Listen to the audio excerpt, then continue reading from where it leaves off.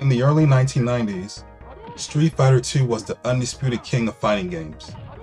Upon the tremendous success of that game, many companies created their own fighting games to cash in on the genre. Dozens upon dozens of fighters tried to claim the fighting crown.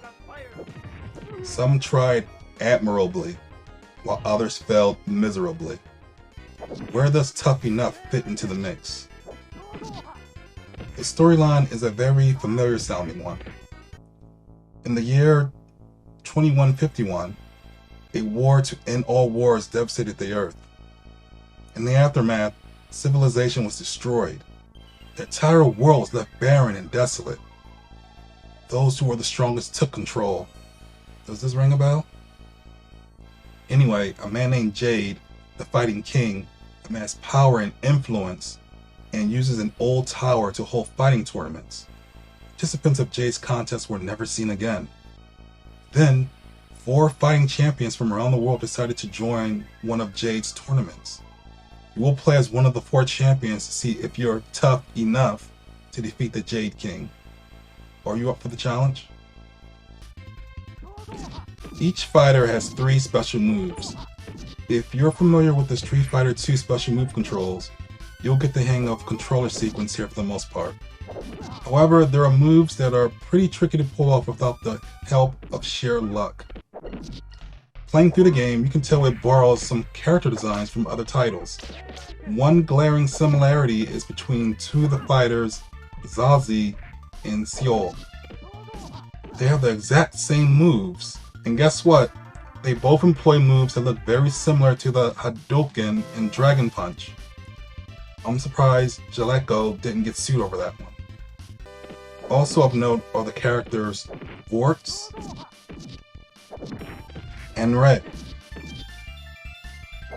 Whom do these 2 characters remind you of? There are 3 modes: Story, Player 1 versus Player 2, and versus CPU. Story mode is the meat of the game. You'll be able to choose from 4 heroes looking to defeat Jade in his own tournament. There are 10 stages in all. You'll square off against the 3 other heroes in the stadium before entering the tower and defeating a sub-boss or 2 per floor a la the Game of Death until you reach the top of the tower to duel Jade. Versus CPU mode allows you to fight certain sub-bosses seen in the story segment. Just select the enemy you want to face and off you go. Obviously, Player 1 versus Player 2 is the 2-player mode. At first glance, it seems you and another player can only select the 4 heroes, and that would suck. Here's another pro tip, folks. Press right on the control pad 3 times, left on the control pad 3 times, and right again 7 times, and press start.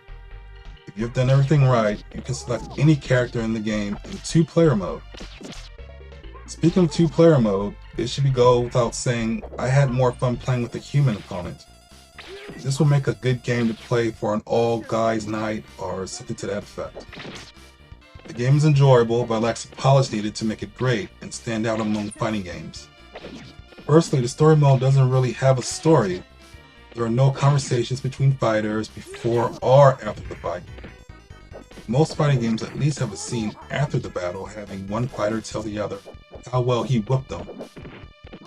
Even more egregious is the fact there's no ending cinematic telling you what happened after you beat Jade.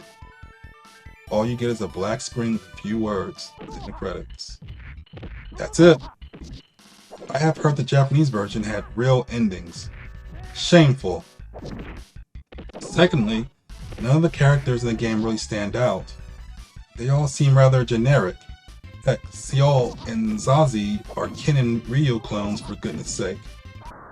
Jade sort of reminds me of M. Bison. As a matter of fact, all the characters remind me of personalities from other games.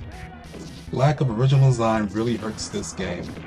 Thirdly, the fighting mechanics aren't as refined and tight as, for instance, Street Fighters. Finally, it doesn't have the it factor, intangible magic which can't be described, something that games like Street Fighter II and Samurai Shodown possess. It's too bad because I saw some potential here. There is one thing that is unique about this game though. Tuff E includes a replay function. When the match is over, you will be able to replay the final moments of the fight. You can rewind and fast forward as many times as you want before you move on to the next match. It's a novel addition, but I would have preferred to see some more time spent on character design instead. In terms of options, you can select between 3 difficulties, modify controls, and turn the time limit on or off. The graphics are solid, characters are detailed and have enough animation frames to make their movements look fluid. It's just the characters seem to be knockoffs, and that detracts from my enjoyment of the sprite graphics. The backgrounds have a good amount of attention put to them. Clouds in the sky and dust clouds stand out.